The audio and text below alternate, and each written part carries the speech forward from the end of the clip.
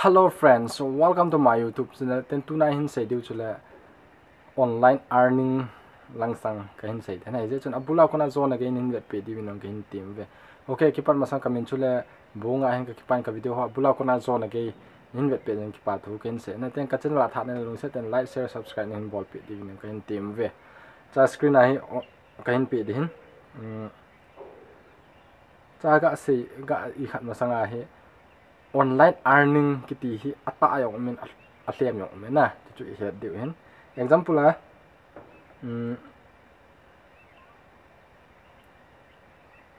Google hin ga search le hin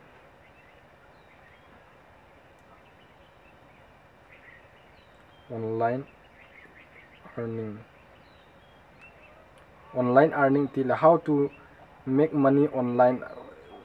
1,000 ti ana per day 82,000 ti per day kiti na tabang chu ahi thei poi per day ahi cha jan hi kimu thei lo hana chu he din ahi wa chu kon khan hi kina le mu thei au mena ipp ham ti le kon khat kiti le cha ja chu mu thei pon ahi wa chu thil jo se bol ding ale abula kona gen thei nga ki pat masat nga na example la ten vela chun thil tam hin app so a kona app so tolaka earning online ti game song minna và choi ken ga sei banga chu online game hi la online earning kiti popo hi atam zo hi ta summin tam ta ahin pi na cha 10,000 20,000 30 40 per day kiti bona zo he hapta maslanga video ka hin sim na chun earning chung changa fraud na chi hena tena choi chu fraud hin ti chu chu mi tan na ma tu online earning hi atam zo hi fake kitile ai lo le thil la do thei data la do thei na min sim na ai ma kon khan hi le ata hi kinin example la Twitter ha Facebook page ha ai lo le Instagram YouTube ti ho akona kimu wa mi zo sen ball ji amu ji ki se na itele kimu a ha tu a jo ka hin se hin ai ma tam zo hi adang ho hi zo hena example YouTube ga akwe kit le YouTube ma hin che le han ga we le han online earning ti ala ti tabang he one task rupees 2,000 na ti a task ma hin task ho chu complete na la sum ki mu de ti ipi pham min thil tam ta min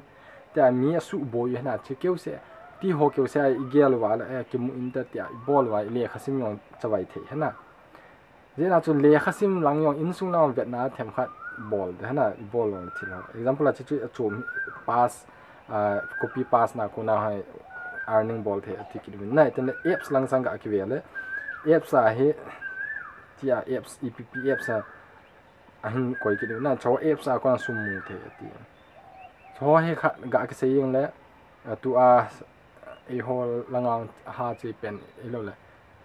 apps a kona sumu game ke chip ham elo thil transport ball ham ti kong anakana ball ji na ma sa cha kahin ball la le khat don chu 1,000 2,000 lang kahin income pha na stura ka koi han kala do thei lo la do ding ka ti go phana hung tam dom la do na ka ti jo wa hi ipi hung tam ti le ai apps on chu ki chai ta na itham achin a website chu abe ta tabang chu hen ayo khat hi le chi